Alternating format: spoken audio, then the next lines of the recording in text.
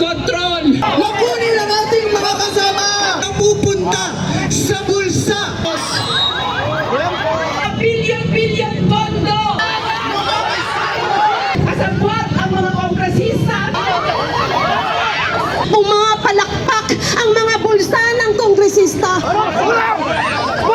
Magkakasabot ang kontraktor, ang nasa DPWH. Ilang linggong pagbaha, kailangan natin magkaisa para singilin ang mga corrupt officials. Huwag gawing negosyo!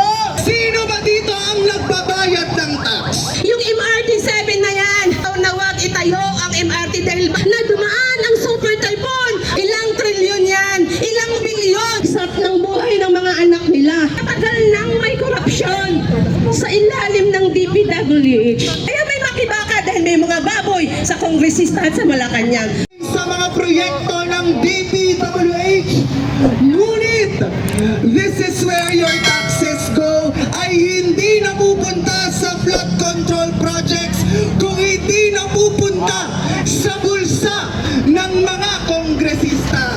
Ngayon po itong tarpaulin na ito ang gagamitin natin bilang backdrop ng ating stage para sa ating mga susunod na tagapagsalita. Ngayon naman po, tinatawagan po natin mula sa hanay ng mga pesante, sa hanay ng mga magsasaka, si Nanay Cathy Estavillo mula sa Amihan.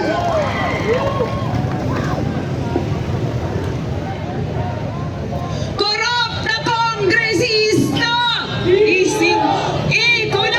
Ikulong! Burokrata, kapitalista! Ibagsak! Burokrata, kapitalista! Ibagsak! Mga kasama, ang malawak na hanay ng mga magsasaka ay kailanman ay hindi magpapatinag dito sa nabunyag na korupsyon ng DPWH. Walang pagkalma kung kumakanam ang sikmura, at yan ang nararanasan ng malawak na bilang ng mga magsasaka. Biktima ng palpak na flood control, na itong flood control na ito ay nagresulta pa upang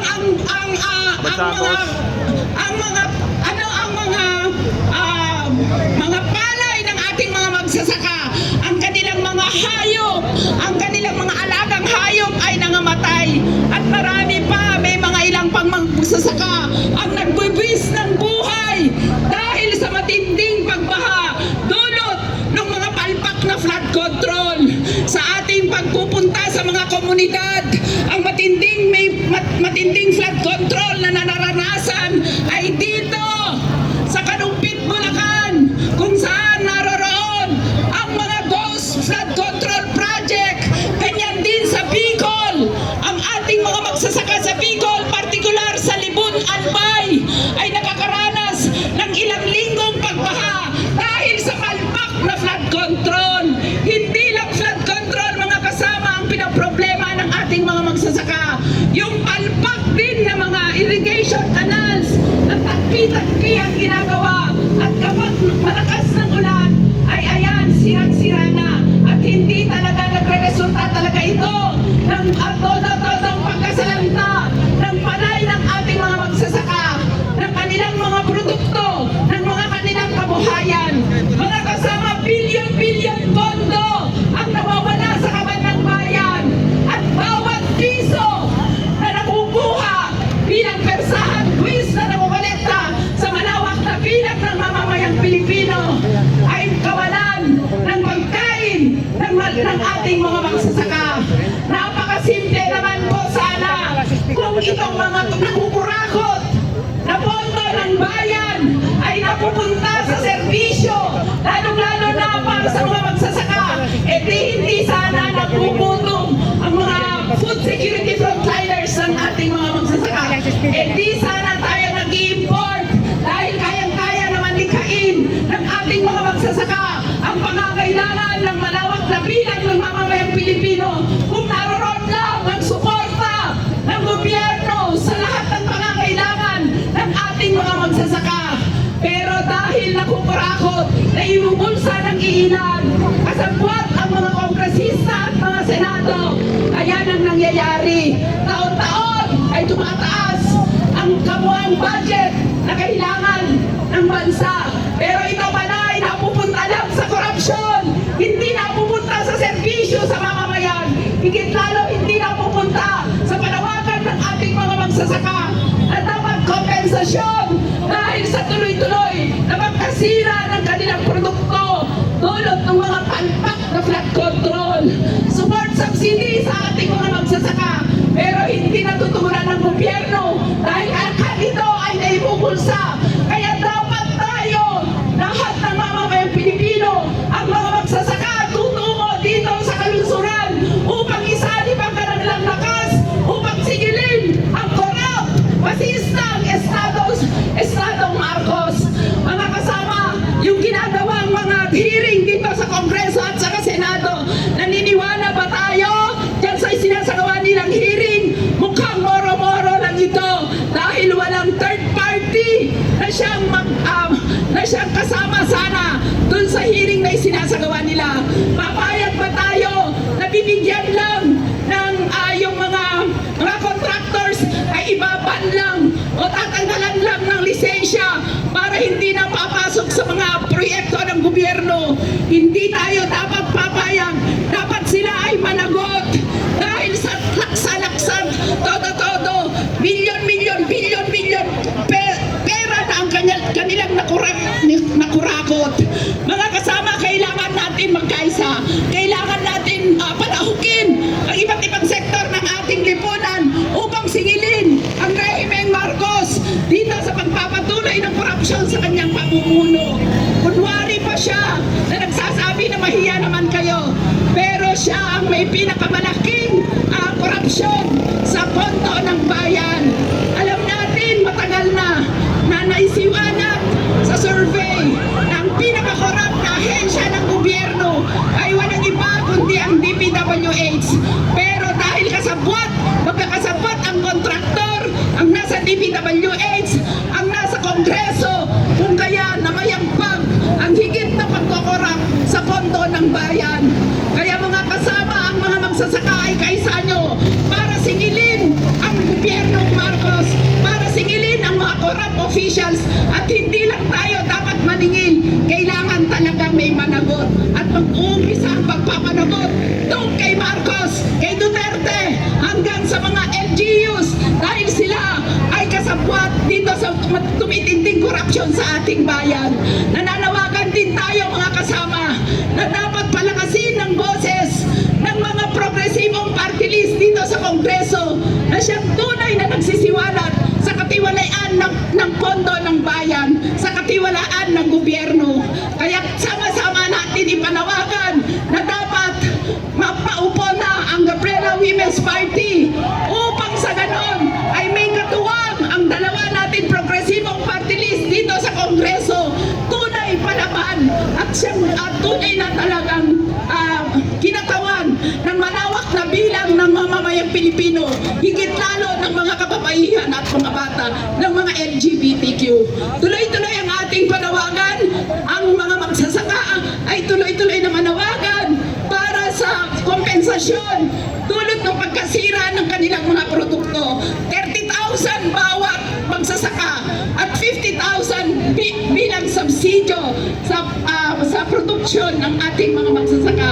Kung talagang seryoso ang gobyernong Marcos na ibigay ito, kayang-kaya, kaysa napupunta lang sa mga kurakot ng mga kongresista, ng mga senador at ng mga contractuals. Mga kasama, ang mga magsasaka ay narinito ngayon sa darating na Oktubre upang singilin ang gobyernong Marcos doon sa pagwawalang bahala niya na lutasin ang krisis natin sa pagkain, at malulutas lang ang krisis natin sa pagkain sa pamamagitan ng pagpapatupad ng tunay na reforma sa lupa.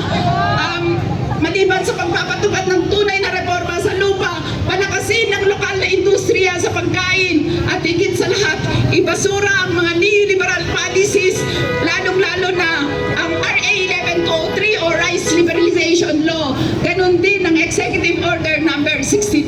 Kaya tuloy-tuloy ang ating laban mula sa bukid hanggang sa iba't ibang lansangan, sa mga eskwelahan, sa mga komunidad.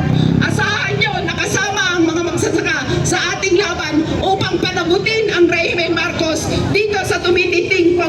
takot sa pondo ng bayan.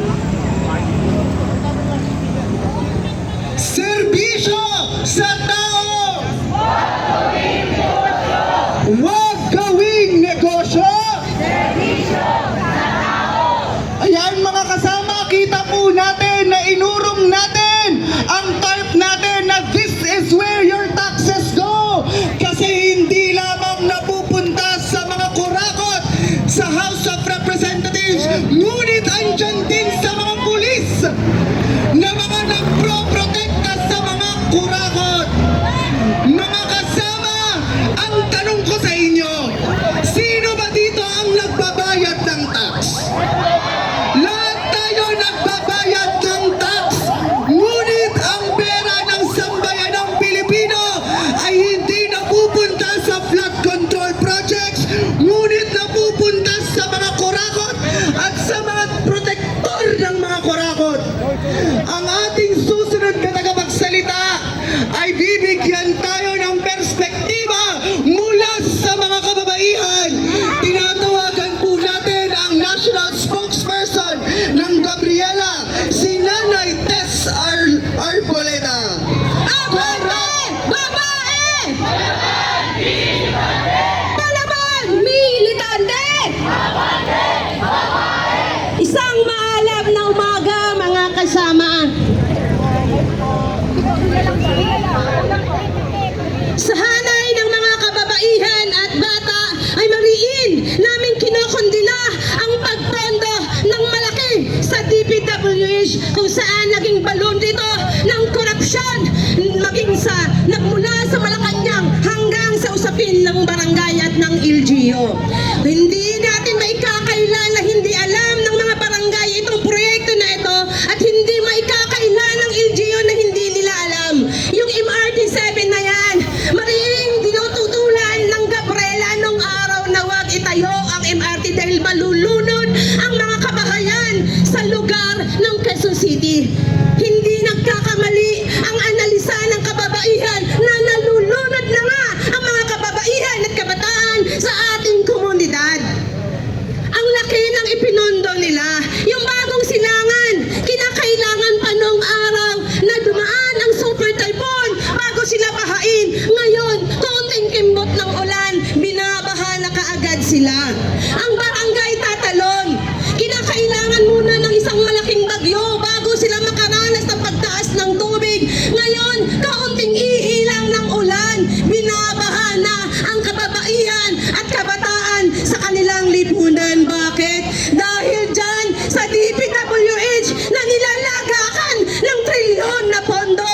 Ilang trilyon yan? Ilang bilyon ang mula sa buwis ng mga kababaihan, mula sa buwis ng mga manggagawa, mula sa buwis ng taong bayan ang inilalaan, ngunit saan ito napupunta?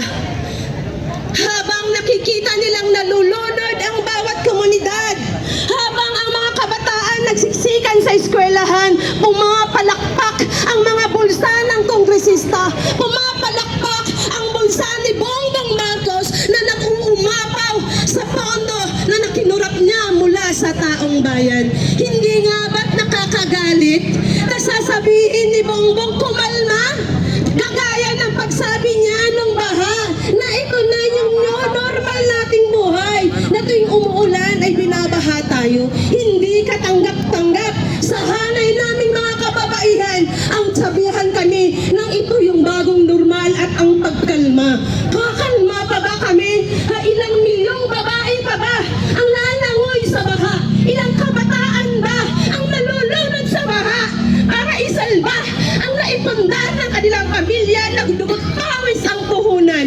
Nagkanda ko ba ang manggagawa para makapagpundar ng barong-barong? Ngunit itong mga kongresista, itong mga nanunungkulan ngayon ay nagpapasarap buhay na lustayin ang pera ng taong bayan. Sarap ng buhay ng mga anak nila. No?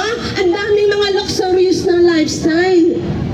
Lavish lifestyle. Samantalang ang mga kabataan at kababaihan sa lipunan nagdidildil ng asin. Nagdidildil. O di mo bagoong hirap na nga ang bumili. Napakamahal na ng bagoong ngayon. Na? Umaasa na lang ba?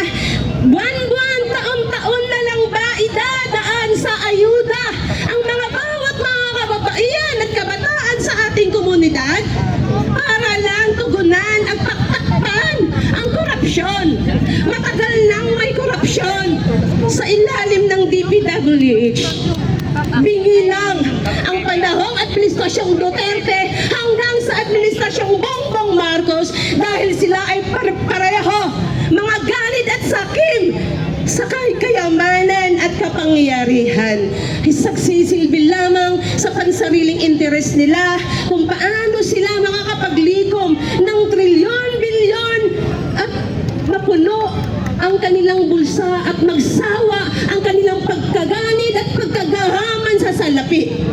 Bago sila uupo, secured na ang future nila mula doon sa kaban ng bayan. Pero paano tayong mga mamayan ang nagdurusa at nagbabayad ng 153,000 bawat isa? Kaya kinakailangan na maupo itong Gabriela Women's Party sa loob ng Kongreso para merong dagdag na kukondina sa isang tiwali magnanakaw na kongresista at kurap na presidente sa ating estado. Hindi na uubra ang manahimik tayo mga kasama. Tayo ay magparami at magpalawak upang sa pagbalik natin dito sa Kongreso at sa ganun man sa Malacanang ay bubuhos ang libong kababaihan at kabataan sa lansangan upang ipagtanggol ang karapatan laban sa mga korap na mga buaya at baboy sa lipunan. Kaya may makibaka dahil may mga baboy sa kongresista at sa Malacanang. Magandang umaga po sa lahat. Abante! Babae! Palaban, militante! Palaban! Militante! Abante! Babae! Makibaka! Huwag matakot! Huwag matakot! Makibaka! Sa ating programa ngayong araw, inilabas natin ang ating